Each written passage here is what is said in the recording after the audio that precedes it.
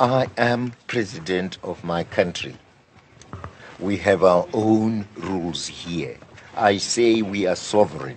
They should not interfere with our sovereignty. That is all. Veteran leader Robert Mugabe has presided over Zimbabwe for over 3 decades.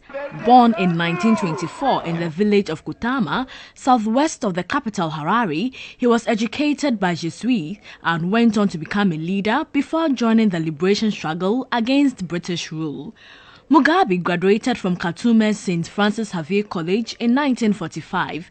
For the next 15 years, he taught in Rhodesia and Ghana and pursued further education at Fort Hare University in South Africa. In Ghana, he met and married his first wife, Sally Hayfron.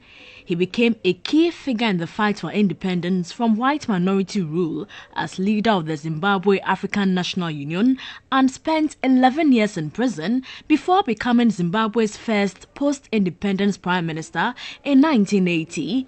He was a key figure in the struggle for independence, which involved a bitter bush war against a white minority which had cut the country loose from the colonial power Britain.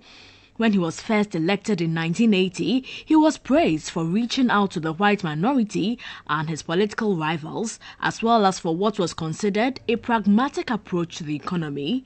However, he soon expelled from his government of national unity the party whose stronghold was in the south of the country and launched an anti-opposition campaign in which thousands died. In the mid-1990s, he embarked on a program of land redistribution in which commercial farmers were driven off the land by mobs. The program was accompanied by a steady decline in the economy. As the opposition to his rule increased, he and his ruling ZANU-PF party grew more determined to stay in power. Critics accused him of heading a military regime. In the elections of 2008, ZANU-PF lost its parliamentary majority and opposition leader Morgan Tsvangirai defeated Mr. Mugabe in the presidential vote, but with insufficient votes to avoid a runoff. Mr. Mugabe was sworn in for another term in June 2008 after a widely condemned runoff vote from which Mr. Tsvangirai withdrew, citing attacks on his supporters.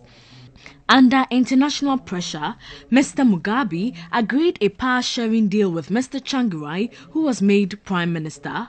However, Mr. Mugabe made no secret of his distaste for the arrangement, and Mr. Tsvangirai complained of lack of cooperation and the return of violence against his party supporters. After